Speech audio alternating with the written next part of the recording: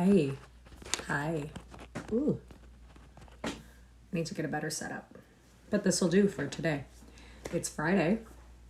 Ace is here. Gonna be a great day. We are reading the Odyssey by Homer. We are struggling through the Odyssey is more like it. I should have looked up how to pronounce even a quarter of these words. But let's get into it. Today we are reading book 4. Without further ado. They came to the country of Lacedaemon, where it nestled among the hollowed hills, and they drove up to the home of famous Menelaus. After a great start. He was in act of feasting his many kinsmen to celebrate the marriages of his son and of the flawless daughter of his house, the girl he was giving to the son of that breaker of the line of battle, Achilles. It was in Troy that Menelaus first accepted the proposal and bowed his head in agreement that his daughter should go. And now, by horses and car, he was about to send her to the storied city of Myrmidons, over which her bridegroom was king, for the gods were causing the fulfillment of the match proposed. As for the son, Menelaus was bringing from the town of Sparta the daughter of Elector to wed his Megapenthes, his strong but only son, whom he had got by a slave woman. For to Helen the gods vouchsafed no more fertility after she had borne her first adorable child, Hermione, who was as fair as golden Aphrodite herself. So they were dining delightedly, these neighbors and kinsmen of the famous Menelaus, under his tall roof tree. Of the party, one was a minstrel who sang divinely to his lyre. As soon as his preluding chords were heard, 2 clowns danced in among the guests and threw cartwheels upon the hall floor. Just then, in the clear space before the house, there reined up the chariot and pair of heroic Telemachus and Nestor's distinguished son. Master Antonius, the lively squire of famed Menelaus, Master Antonius, the lively squire of famed Menelaus, happened to see them come. He ran through the palace to bear news of them to the shepherd of the people. Going up close to him, he said pointedly, 2 men are arriving, my lord Menelaus, nursling of Zeus, strangers but godlike in look as though they were of Zeus's own kin. Tell me quickly, shall we now unharness their swift horses, or send them on to some proper man for entertainment? Ready Menelaus flushed in wrath and cried to him, You are not anciently such a fool, O Antonius, son of Boethus, but herein you babble like a fond child, forgetting how many times we 2 have eaten hospitably in other men's houses on our way back to this palace, where may Zeus forever grant us surcease from pain. Hasten to take the horses from the chariot of our guests and bring the 2 riders in to feast with us. At his order, the squire darted back through the hall, bidding the other brisk footboys to help him.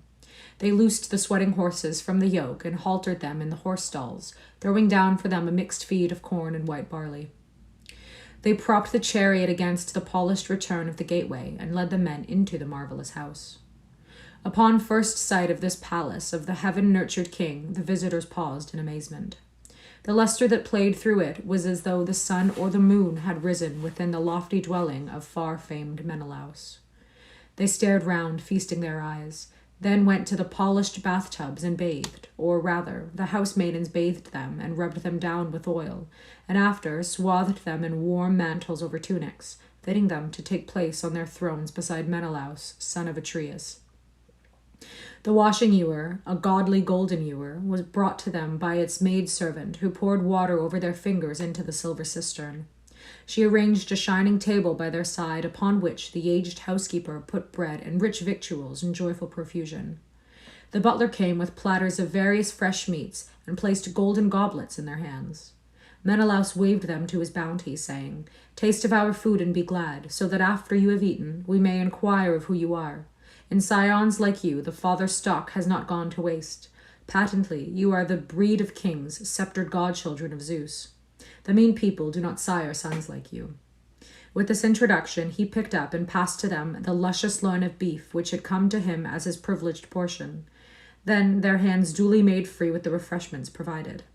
Later, when their longings for food or drink had been put away, Telemachus leaned his head near across the son of Nestor and whispered in his ear, that the others might not catch his words. Son of Nestor and joy of my heart, see what a blaze of polished copper and gold, and electrum and silver and ivory goes through this echoing hall.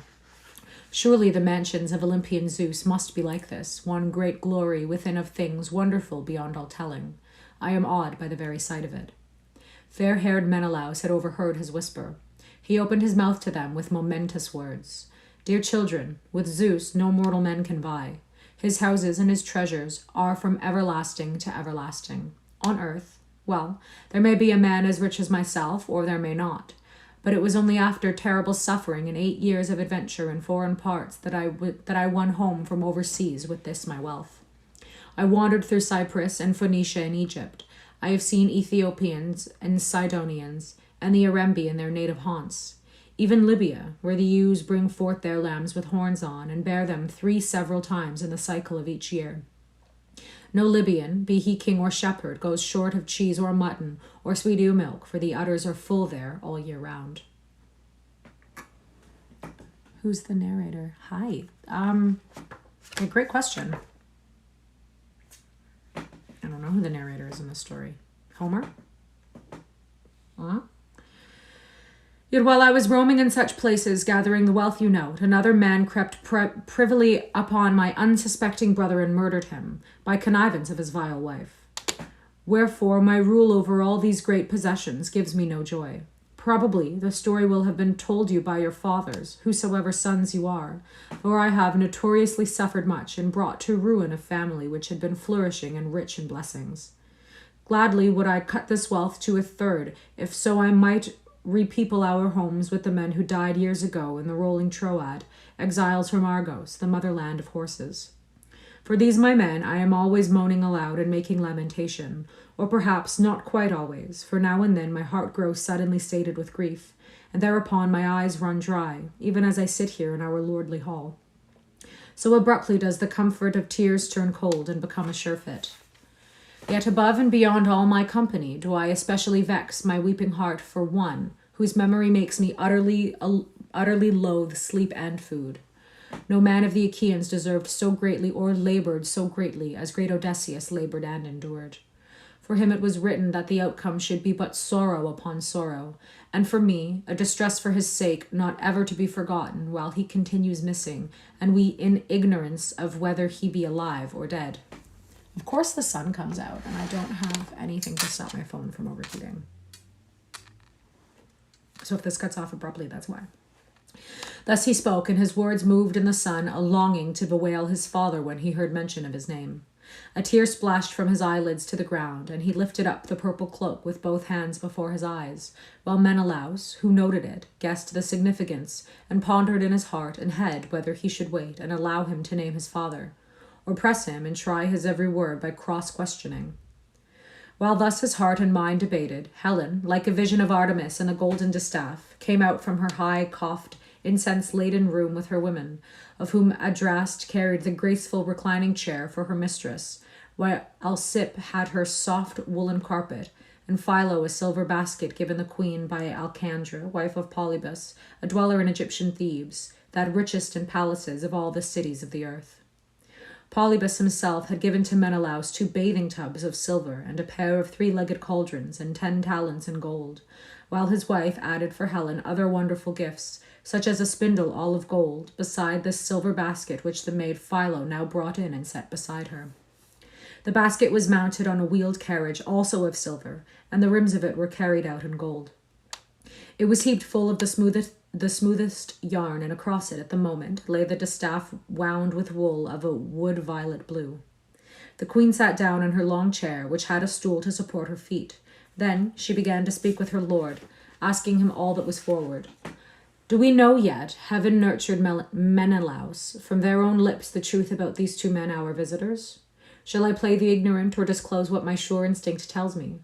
My heart is so full of it that I must speak and discharge my utter astonishment, for never in all my experience saw I man or woman with so extraordinary a likeness as this lad bears to magnanimous Odysseus.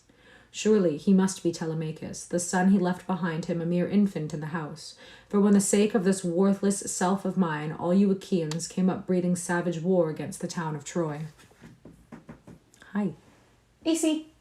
He's here. He's over there. He's here. He's here 90% of the time. Auburn Menelaus answered her and said, Indeed, now I can see the likeness which you limn. Those are the feet of Odysseus in his hands, and the flash of his eye, and his head with the crested hair atop. And just now, when I was casting my mind back upon Odysseus and recounting the bitter toil and woe he suffered for my sake, the young man suddenly let a salt tear drop from his bent brows and raised up the purple cloak to veil his eyes. Pisistratus, the son of Nestor, took up the reply and said, Menelaus, Zeus-fostered son of Atreus, leader of the common people, my friend here is indeed the son of that man, the one and only, as you say. But he is very slow-spoken and would be ashamed in his heart on first coming here to pour out a flood of words before you, in whose utterance we too are taking such pleasure, as if it were the voice of a god. Therefore did Nestor of Gerenia, master of chariots and horses, send me with Telemachus as guide. For Telemachus greatly wished to see you and be prompted by you to some word or work. Heavy griefs fall to the lot of a home-keeping son whose father is absent, if so it be that he can find no guardian to champion him. The father of Telemachus is still absent, and he lacks men at home to ward him from calamity. To which the reply of yellow-maned Menelaus was, Wonderful, wonderful, that there should come to this house the son of my most especial friend, who endured unnumbered ordeals for my sake. I had promised myself that when Odysseus came, he should be embraced above all my Argives, if only all-knowing Olympian Zeus had granted us to return across that salt sea in our running ships. I would have removed him from Ithaca with his goods and his child and all his dependents, and contrived for him in Argos a dwelling place, a house, a city, by emptying completely of inhabitants one of the towns of my lordship which lies round about us. Then continually would we have foregathered here, nor should any force have sundered us, the lover and the enjoyed, before death's black cloud rolled down upon us and covered one from another. I think the god himself perhaps envied us the happiness which would have been. At least, he decreed that Odysseus, unhappy soul, should not return. So he spoke, and his words quickened in them all a longing to weep. Argive Helen, seed of Zeus, burst into tears. Telemachus too, and Atrides Menelaus. Nor could the son of Nestor keep dry eyes, for there came to his memory stainless Antilochus, whom the glorious son of shining dawn had slain. Remembering him, he said memorably, Atrides, that you were fuller of the knowledge of God than any other of mortal men was always the saying of venerable Nestor, whenever in his great house we brought up your name and questioned of you. Yet in this moment, if it be lawful, I would have you take counsel of me. Know that I take no delight in weeping after my supper, and now it is much after supper. The night advances towards the birth of a new dawn. Clouds have cleared, and we have clear skies, which is fantastic, except for the fact that it's going to cause my phone to overheat, and that is most unfortunate. So, I wonder if we just... It's not going to do anything. Normally I put a little ice pack back there. Maybe an eyeshadow palette is all we need. It's not going to be super long today anyway. Cross your fingers, cross your toes. Not that I would disclaim the fitness of weeping for any one of the sons of men who has run upon his fate and died. The last homage we can pay to woe-begone humanity is to shear close our hair and let the tears run down our cheeks. See now, I too have suffered loss. My brother, who was far from meanest of the Achaeans. It may well be that you knew him. I was too young to meet or set eyes on him, but they tell me Antilochus was remarkable for that he outran other men in his swiftness of foot and fought surpassingly. Said fair Menelaus, My dear, when you have said so much, you have spoken and acted with the discretion of an enlightened man, even were he a generation older than yourself. As the son of such a father, naturally you speak with wisdom. It takes no art to pick out the offspring of a man into the texture of whose days the son of Cronos has woven bliss in the marriage bed and in the procreation of fair children. Nestor, to return to him, has had supremely granted him for all his days that he should glide peacefully into old age and his comfortable halls, surrounded by sons well advised and very adept with their spears. So now we will let be the weeping aloud which before came upon us, and remember again our supper. Ho there, pour water out once more upon our hands that we may eat. In the morning, Telemachus and I will bandy our fill of tales. So he spoke. And Asphilion, the great man's handiest retainer, poured water over their fingers, which they then employed on the rich food set ready. But Helen, of the line of Zeus, called to mind another resource. Into the wine they were drinking she cast a drug which melted sorrow and sweetened gall, which made men forgetful of their pains. Whoso swallowed it mixed within his cup would not on that day let roll one tear down his cheeks, not though his mother and father died, not though men hacked to death his brother or loved son, with the cutting edge before him, and he seeing it with his eyes. These drugs of subtle potency had been furnished the daughter of Zeus by the wife of Thon, even Polydamna, the woman of Egypt, where the ploughlands excel other ploughlands of earth in bearing abundance of medicines, of which some, when compounded, are healing and others baneful. Every man of that country is a physician of knowledge incomparable, for they are of the true strain of Paeon, the healer of the gods. Helen, after she had mixed the Egyptian drug with their wine and bidden them serve it, returned to the conversation and said, Menelaus, son of Atreus and godson of Zeus, and you other sons of the great, it is the way of Zeus to dispense good and evil, now to this man and now to that. He is the Almighty.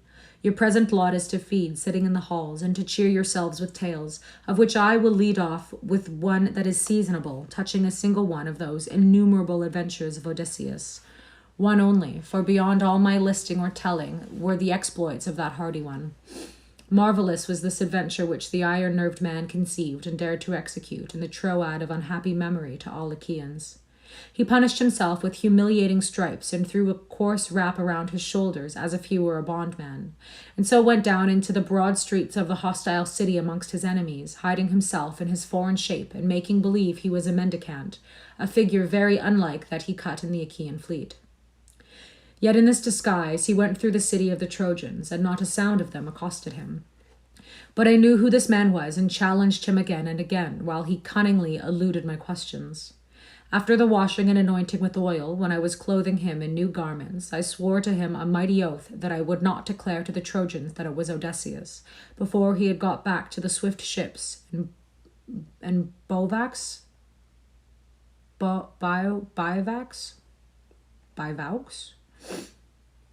I don't know.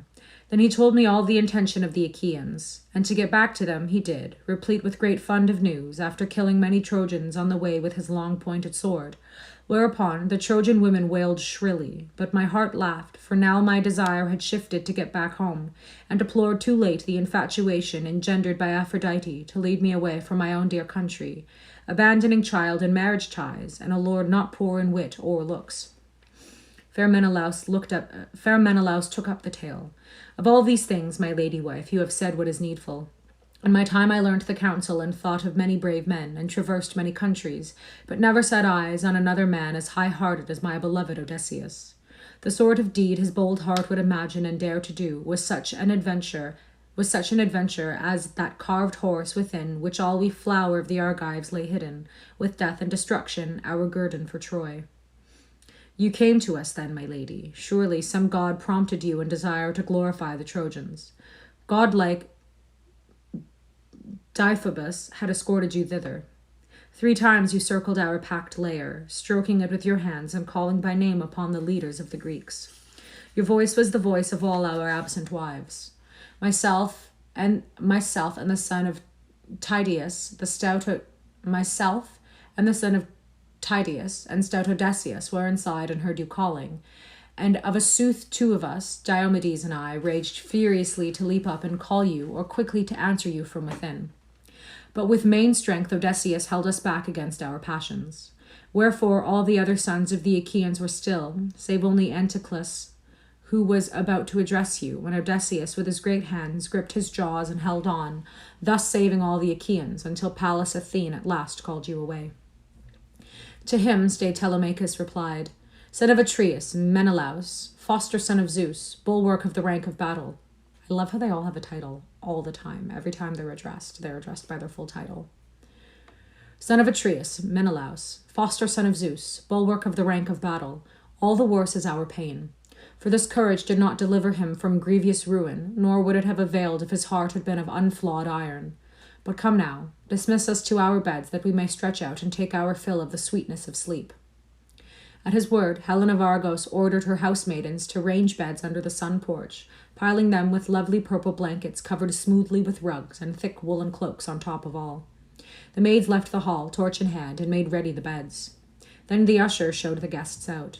So they slept there, in the entry, heroic Telemachus and Nestor's brilliant son, while the son of Atreus lay remote in the great house, and beside him Helen of the flowing robes, fairest of women.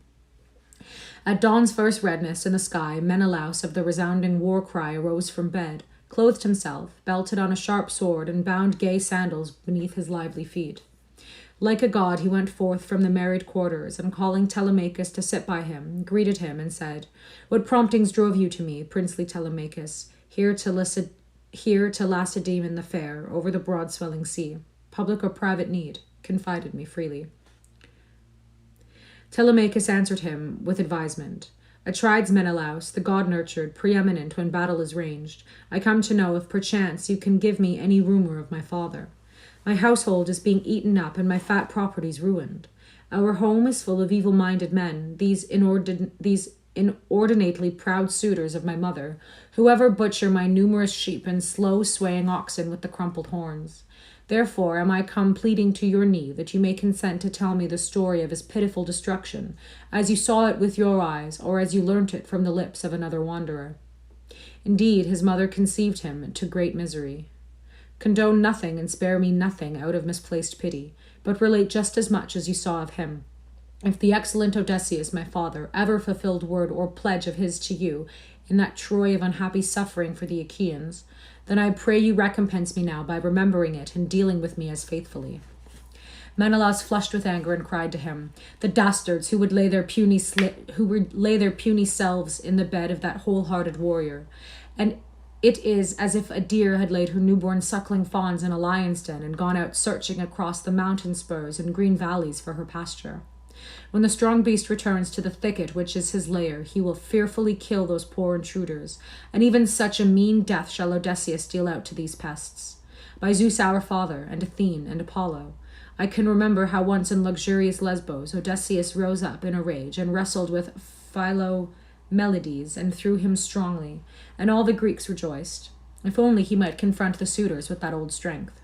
How swiftly would fate close on them and turn their nuptials into bitterness. As for these questions, you entreat of me, I promise you to distort nothing, nor let myself speak beside the truth, nor shall I trick you.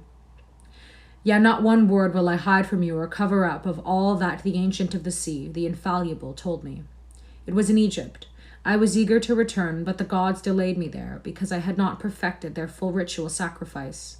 Ever jealous the gods are, that we men mind their duties.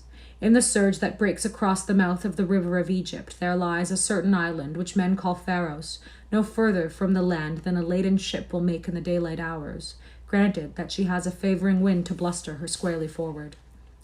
It is in a harbor with good landing beaches and clean, deep wells of fresh water, from which, after drawing their fill, men run down the trim holes into the sea. In this island the gods kept me for 20 days, nor ever did there blow a breath of those sea breezes which inspire ships to move over the wide ranges of the sea.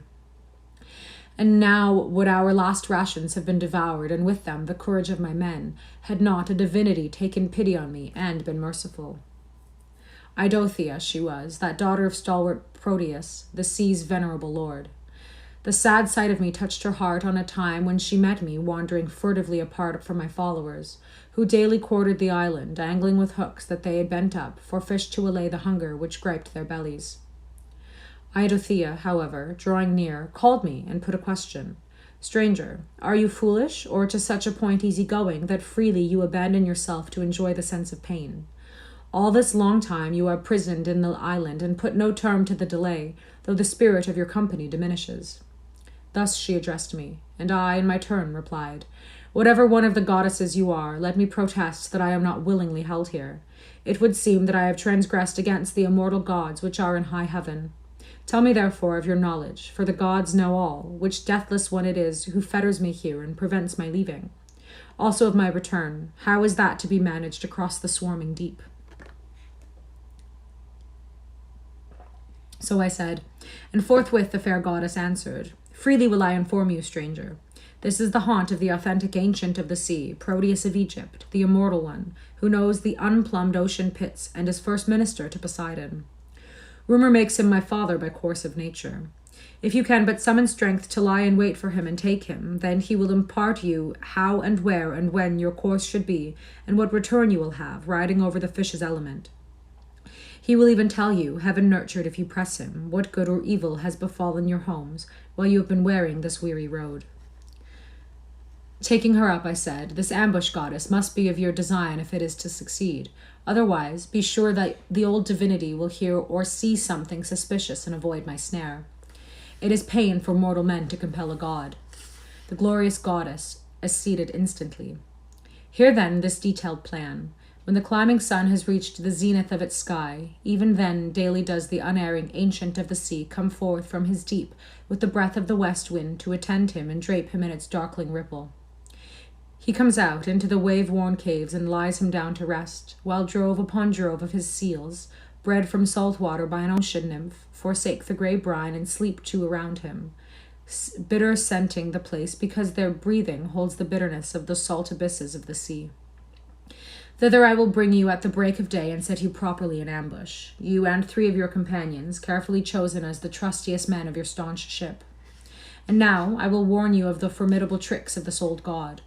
First he will muster his seals to count them, and when he has fingered them all off and recognized each one, then he will lie down in their midst like a shepherd in the midst of a flock. When you see him settle down, at that moment call up your mighty strength and hold him here, though he will struggle vehemently, desperately, to escape you. In his urgency he will assume all shapes of whatever things there be that creep upon the earth, and he will turn to water and to flaming heavenly fire. But do you hold to him unflinchingly, gripping ever the tighter, and at the last he will speak in his own nature, and as you saw him when he lay down to sleep. Then indeed, hero, cease your effort and let the old man be, while you ask him which of the gods is angry with you, and how you shall return home across the fish-quick sea. Having spoken, she dived beneath the billows, while I plodded away to the ships drawn up on the beach. My mind, as I went, was all clouded with perplexities. However, I did regain the ships in the sea, and by them we made our supper while immortal night came down. Then we stretched out to sleep with the breaking of the surf beside us. At the first red finger of daybreak in the east I was again afoot, pacing the verge of the outstretched sea in most earnest supplication to the gods. Then I chose 3 of the company, the 3 I could most trust in any undertaking. As for the goddess, she had been down in the broad bosom of the sea and brought back from the depths the pelts of 4 seals all newly flayed. She had thought out a way of deceiving her father and had dug lying places in the sand of the seashore. By them she sat awaiting us. We came to her side, and she made us lie down in these layers, where she threw a sealskin over each form. Then indeed our vigil was like to have been most terrible, so hard to bear was the deathly stench of the sea-born seals. Indeed, what man would choose to couch beside a monster of the deep? The goddess it was who saved us and refreshed us greatly by bringing to each one of us and settling under our noses scented ambrosia, so marvelously sweet that it abolished the animal stink. Thus the whole morning we endured heartily while the seals came out all together from the main and basked in ranks along the water's edge. At noon, the ancient of the sea himself came forth and found his fat seals and went down the line of them to add up their number, counting us as the first 4 beasts, his heart not warning him of the fraud afoot. Then he laid himself down. We shouted our cry and leapt upon him, grappling him with our hands, to find that the old one had in no wise forgotten the resources of his magic. His first change was into a hairy lion, then a dragon, then a leopard, then a mighty boar. He became a film of water, and afterwards a high-branched tree. We hardened our hearts and held firmly to him throughout. At long last, the old wizard grew distressed and broke into words, questioning me. "Son of Atreus, which god conspired with you in this plan to ambush me and take me against my will? What is it that you must have?" So he said, and in reply I spoke as follows. "Ancient, you know, why confuse our issue by question? I am detained too long in this island and can find no token why, so that my heart grows faint. Therefore, do you know, as one of the all-knowing gods, tell me which of the immortal ones hobbles me here and delays my journey? How is my return to be contrived over the sea and its thronging fish?" At once he answered me, Why, of course your fault was in not paying to Zeus and to the other gods liberal sacrifice before your setting off. This would have ensured the quickest passage to our native land, by ship across the wine-dark sea. Now it is ordained that you shall not see your friends, nor reach your well-appointed house in the country of your fathers, until once again you have entered the river of Egypt, the divine river fed by heavenly rain, and offered their sacramental hecatombs to the eternal masters of the open skies. Thereafter the gods will give you the road of your desire. So he said, and my modest spirit quailed within me when I heard that I must once more cross the shadowy main, that long and woeful way to Egypt. Nevertheless, I found words to answer him. I will carry out your bidding, venerable one, yet I pray you give me also a clear word on this other matter. All those Achaeans whom Nestor and I left when we sailed from Troy, did they get home undamaged with their ships, or were some lost, either by harsh fate and shipwreck, or in their comrades' arms, after their war had been well ended? This was my question, and he replied, Son of Atreus, why inquire too closely of me on this? To know or to learn what I know about it is not your need. I warn you that when you hear all the truth, your tears will not be far behind. Of those others, many went under, many came through. How many fell in battle your eyes saw, but only 2 of the chiefs of the bronze corseted Achaeans died on the way back. One other is still somehow alive, pent and languishing in the boundless sea. Aias was wrecked among his long-oared ships by axe of Poseidon, who carried him to the huge cliffs of Gyrae, yet delivered him from the waves. Thus he would have escaped destruction, despite the hatred which Athene nursed for him, if he, infatuate in his frantic pride, had not cried out an overweening word. How in the teeth of the gods he had escaped the sea's mighty void. Poseidon heard this high proclaiming, and snatched at his trident. We still have a fair way to go. I'm worried that my phone... You know what? We're not going to speak that into existence. Poseidon heard this high proclaiming and snatched at his trident. With laboring hands he let drive at the rock of Gyrae and hacked it through. The stump remained, but the jagged pinnacle on which Aias had first pitched, boasting and blaspheming, broke off and fell into the sea, carrying him down into the vastly seething depths, where he died, choked in its briny water. As for Agamemnon, your brother, he somehow escaped his fates and got away in his shapely vessels. Our Lady Hera was his savior, till he had almost attained Malea, that steep mountain. There a tempest fell upon him and snatched him from his course. It carried him, deeply groaning, across the fish-infested waves to that butt of land where Thyestes dwelt of old in his settlements, but now Aegisthus the sun had succeeded him. Yet from here also prospect of a sure return appeared. The gods once again changed the wind to fair. Homeward they came, and as the joyful leader touched upon his own land, he bent down and kissed its soil with his lips, crying hot tears of gladness, for that at last he saw his native place. Yet from above, from the lookout, the watchman had seen him, a sentry poised by guileful Aegisthus with promise of 2 gold talents for reward of vigilance. A whole year he had been on guard, lest King Agamemnon get past without being spied, and first signal his return by headlong attack upon the usurpers in his house. The watchman ran with his news to the house of Aegisthus, the shepherd of the people, who straightway put his cunning plot in train. A chosen 20 of the ablest-bodied local men he hid in ambush, while on the other side of the great hall he had a high feast spread. Then, with welcoming horses and cars, but with iniquity in his hollow mind, he went forth to meet Agamemnon the king. Into his house Aegisthus ushered him. That's hard to say. Third time. Into his house Aegisthus ushered him, all unsuspicious of the death hidden there, and feasted him, and after cut him down, as a man might cut down an ox at its stall. Nor was there anyone left on the company of Atrides, not even of Aegisthus's company. All of them fell there in the palace. Here Proteus ceased his tale, and again my kindly heart failed within me. Down I sank weeping on the sands, nor did my spirit any more desire to live on and see the light of the sun. Yet later, when I had indulged to the full in tears, wallowing on the ground, the venerable one of the sea, the infallible, further addressed me. Persist no one, son of Atreus, in thus stubbornly weeping. We shall not thereby attain an end. Instead, try your quickest to devise a return to your country. There you may happen on the criminal yet living, or Orestes may have just forestalled you and killed him, in which case you will be in time for the death ceremonies. So he said, and thereat my heart and stately spirit glowed once more in the breast of my sorrows, and I found winged words to answer him. These men I have now heard of, but name me that third man who yet lives but lingers somewhere in the broad sea, or dead. I wish to know it, even though my grief be deepened. So I said, and he replied again, "The son of Laertes, the lord of Ithaca. I saw him in an island, letting fall great tears throughout the domain of the nymph Calypso, who there holds him in constraint. And he may not get thence to his own land, for he has by him no oared ships or company to bear him across the sea's great swell. Here lastly the fate decreed you, O Menelaus, cherished of Zeus. You are not to die in Argos of the fair horse pastures, nor there to encounter death. Rather will the deathless ones carry you to the Elysian plain, the place beyond the world, where is fair-haired Rhadamanthus, and where the lines of life run smoothest for mortal men. In that land there is no snowfall, nor much winter, nor any storm of rain, but from the river of earth the west wind ever sings soft and thrillingly to reanimate the souls of men. There you will have Helen for yourself, and will be deemed to the household of Zeus." He spoke and plunged beneath the billows, but I went to the ships with my gallant following, and my heart as I went was shadowed by its cares. Yet we attained the ships and the sea beaches and furnished ourselves a supper, while ambrosial night drew down, persuading us to stretch out in a repose by the fringes of the tide. And with the early rosy-fingered dawn, we first of all ran down our ships into the divine sea salt, and placed masts and sails ready in their tight hulls.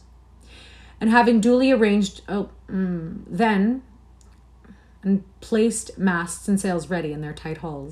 the men swarmed abroad and sat down on their roving thwarts, and having duly arranged themselves, they flailed the sea white with their oars.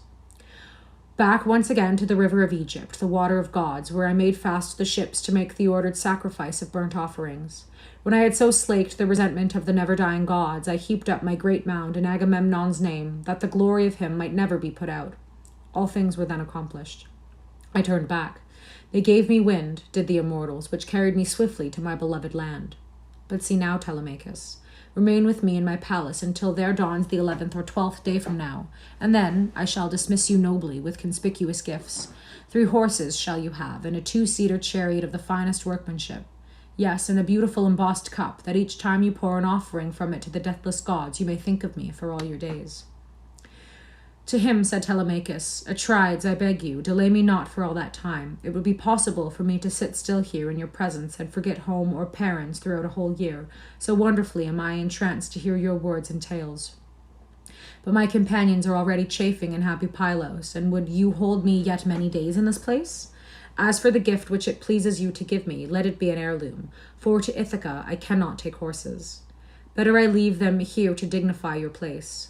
The plain of your lordship is wide, rich in clover and watergrass and wheat and grain, and also strong strawed white barley. In Ithaca we have no broad riding grounds, no meadowland at all. Of these our islands, which rise rock-like from the sea, not one is fit for mounted work or rich grass, least of all my Ithaca." Thank you. This is the Odyssey by Homer. "Yet are its goat pastures more lovely in my sight than fields for grazing horses." So he replied, and Menelaus of the ringing battle shout smiled and petted him with his hand, and naming him dearly, said, "My child, your gentle words disclose your breeding. Of course I will exchange my gifts. I have such choice. See, out of the store of treasures ranged in my house, I give you the fairest and costliest. Item, a wrought mixing bowl of solid silver, doubled with gold about the rim. Work of Hephaestus. Hero Phaedimus, king of Sidon, endowed me with it when I found shelter in his house on my way back here. I am happy to transfer it to you now." As they so exchanged their phrases, those whose turn it was to provide and share the entertainment that night in the palace of the godlike king came near, driving before them the needful sheep and carrying their generous wine. For them too their high-coiffed wives sent a store of wheaten bread. Here were these men, toiling orderly in the palace to make ready the feast for their night, while over in Ithaca, the suitors before the great house of Odysseus were junketing with their established insolence, the whim now being to put the weight or hurl throwing spears on the level forecourt. Antinous and imposing Eurymachus sat and looked on. These two were the lordliest suitors, preeminent in reputation. To them drew nigh Noman, son of Phronius, who greeted Antinous and asked, "Antinous, have we any idea in our heads, or none, of when Telemachus is due back from sandy Pylos? He went off with my ship, and now I am wanting her to take me across to Elis, in whose wide lands are 12 mares of mine at milk with stout mule foals yet unbroken. I have a design to drive off some one of these and break it in." His news amazed their minds. They had never imagined to themselves that the lad might have gone to Neleus' city, Pylos, rather that he was somewhere in the estate with the flocks or perhaps keeping company with the swineherd. So Antinos, son of Euphites, turned to him and demanded, "Let me have the whole truth of this. When did he go, and who were the young men who abetted him? Were they chosen Ithacans or his serfs and house thralls of whom he might properly dispose at will? Also, answer me this too, categorically, that I may be sure. Did he lift your black ship off you by force, against your will, or did you voluntarily lend her to him because he begged the favor formally?" Hello from us. Glad to see there are some that have passion to read. Hi, that's crazy cool. I love reading. Thanks for being here. Phronius' son Nomon replied, "I gave her to him freely. What could one do when such a man, having a heart full of worry, asked a kindness? It would be churlish to refuse compliance. The youths who after us are the best men of the countryside had formed his crew. The captain, when they went abroad, I recognized for mentor, or some god in his very image. The point has puzzled me, for I saw a goodly mentor here in the city at the dawning of yesterday, when he had already left in the ship for Pylos." He finished and turned away towards his father's house. The lordly wrath of his 2 herders had been kindled. They made the suitors stop their playing and sit in conclave. Then Antinos, son of Euphites, rose to address them. He was deeply moved. His black-bound heart heaved with wild rage, and his eyes were flashing fires. "Heaven and hell," he cried. "Here's a fine thing Telemachus has carried through in style to its very end, this journey of his. We used to swear it would come to naught, yet the young fellow has slipped clean away against all our wills like this, just launching out a ship and helping himself to the best company in the place. He threatens ever worse and worse for us. May Zeus cut the strength off from him before he reaches the height of manhood. I ask you to supply me a fast ship and a crew of 20 men, with which to watch and waylay him as he comes through the narrow gut between Ithaca and steep Samos, that this gating about after his father may cost him dear at last." He spoke. They cried applause and urged him to execution. Then they rose up and returned to Odysseus' house. Not for very long did Penelope remain unaware of these plots which the suitors were hatching in the evil depths of their minds. For the poursuivant, Medon told her what he had overheard of their counsel, he being just beyond the court wall while they were thrashing out their schemes within. Medon hastened through the building to bring his news to Penelope, who, as he crossed the threshold of her quarters, shrilled at him, "Herald, why have the famous suitors sent you here? Perhaps they now give orders even to housemaidens of godlike Odysseus, and bid them lay aside their duties and prepare them a feast. May they be dining here today for their last and latest time, never again to meet, never to go on wooing. You, whoever swarmed to spoil the great wealth of the livelihood of shrewd Telemachus. You who never heard in days when you were children any word from your fathers of how Odysseus bore himself towards your parents, with never an arbitrary deed nor even an arbitrary word in the city. Yet such are prerogatives of consecrated kings, who will hate this one and love that, all save Odysseus, for he wrought no iniquity upon any man whatsoever. Indeed, your temper and ugly works come out plain in this, nor does any grace survive for past favors." Medon's enlightened mind advised him. He quietly replied, "If only that, O queen, were the worst of our troubles. The suitors discussed an evil deplorably greater, which may Zeus, son of Cronos, forfend. They are fully determined that their swarm swords shall slay Telemachus on his way home. He went to learn news of his father, you see, away to most holy Pylos and sacred Lacedaemon." At his speech her knees gave way in her loving heart, and for a long time stupor cut off her power of speech. Her eyes brimmed with tears, and the copious fountain of her voice was stopped. After very long, words came to her for a reply. "Herald, why is my son gone? He had no call, none whatever, to embark in any one of the swift-going ships which serve men as horses to ride the salt waves, nor to cross the great water. Was he determined that not even his name should survive among men? Well advised again was the saying of Medon. I do not know if a god roused him out, or whether it was that his own great heart rushed him to Pylos upon inquiry as to his father's return or fate. He spoke and turned back through the house of Odysseus, while upon her came down a heart-corroding agony, so that she could not even guide herself to one of the many stools which stood about the house. Instead, she sank to the door-sill of her richly appointed room and wailed aloud in piteous fashion, while round her came crooning all the women servants of the house, the young ones with the old ones, and across the torrent of her grief Penelope sobbed to them, "Hear me, my people. Now the Lord of Olympus has given to me greater pain than has been the lot of all the women born and brought upon my mates. Of old had I lost my mighty husband, the lion-hearted, most virtuously endowed of all the Greeks, indeed a noble man whose fame was bruited across Hellas and to the heart of Argos. But now the whirlwinds have snatched my beloved son ignobly from our halls without my hearing he had gone. O cruel women whose hearts know all, but did not think to call me from my bed when the lad went down to his black hollow ship. If I had known that he was intending the journey, very surely he should have stayed, however eager, or gone only by leaving my dead body behind him in the halls. Hasten, some one of you, and call old Dolius, the bondman my father gave me, even before I entered this house, my gardener who keeps the orchard with its many trees. He shall run to Laertes, and sitting by his side shall retail to him all these things. Perhaps Laertes may weave some device in his heart for a public appeal to this people who are coveting the final destruction of his seed and the seed of godlike Odysseus."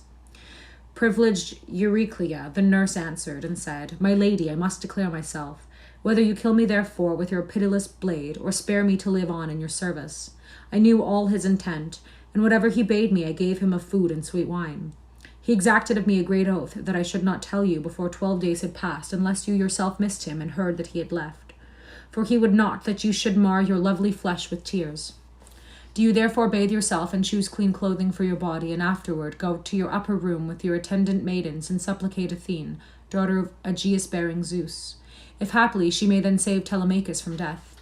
Increase not the affliction of old afflicted Laertes without cause, for I think the seed of Arcesius, his ancestor, is not so wholly hateful to the blessed gods that there will not be left some one of the house to enjoy its high-ceilinged rooms and the fat lands which stretch hence ever so widely." Euryclea's words lulled my lady's weeping and freed her eyes of tears. She bathed, changed garments, and with her maidens gained the upper floor, and then she put the bruised barley of the heave-offering into its basket and prayed to Athene. "Hear me, unwearied goddess, child of Aegeus-bearing Zeus. If ever experienced Odysseus burnt to you in these halls fat thighs of oxen or sheep, then be mindful of them now unto me, and save my beloved son. Deliver him from the suitors and the excuses of their evil win, and the excesses of their evil win." Her yearning broke in vibrant cry upon the goddess, who heard the supplication, while below stairs in the dusky halls the suitors were rioting, some rude youth now and again making boast, "This much-courted queen goes on preparing her marriage with us, never guessing that death is decreed for her son." The others took up and repeated the saying, they being the infatuates who did not guess how death had been decreed, till Antinous spoke out and said, "Look here, my masters, now will we cease uttering these words so pleased and proud, lest someone repeat them in the house. Instead, let us rise up silently to carry out the scheme arranged, which even now met all our fancies." Thereupon he chose his 20 leading spirits, who rose up and went to the foreshore and the swift ships, where their first move was to drag down a ship into deep water. They stowed masts and sails into her blackness, and refixed round the oars their rawhide thole loops, as was due and meet. They strained flat the white sails. The disdainful attendants carried war harnesses to them. Then they took her well out to moorings in the road, and came ashore for supper and to wait for the fall of darkness.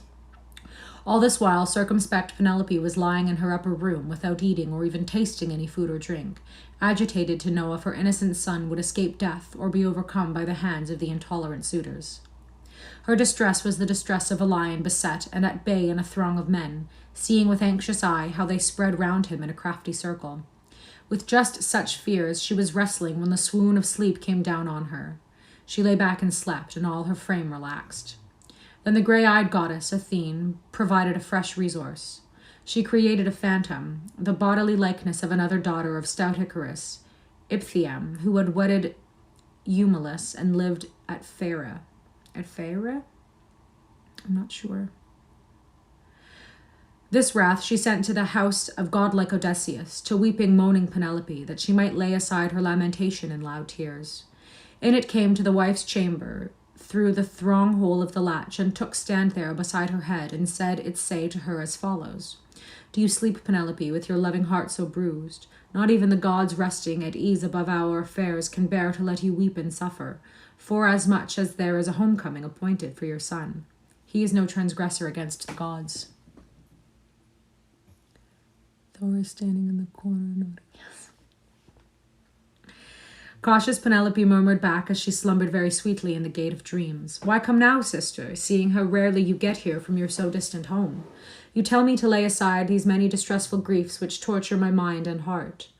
Why, a time ago I lost my lion-hearted hero husband, whose nobility was noised through Hellas and Argos, and now my beloved boy, a child untempered in affairs or words, has gone in a hollow ship. I sorrow more for him than for my men, and tremble in fear of what he may suffer among the strangers he visits or in the wide sea. His many enemies invent snares for him, intending to kill him before he can reach home again. The dim wraith replied, Be brave, give not fear too large rule over your heart. There goes with him a guide of power, such as all men would pray to have stand by them, even Pallas Athene.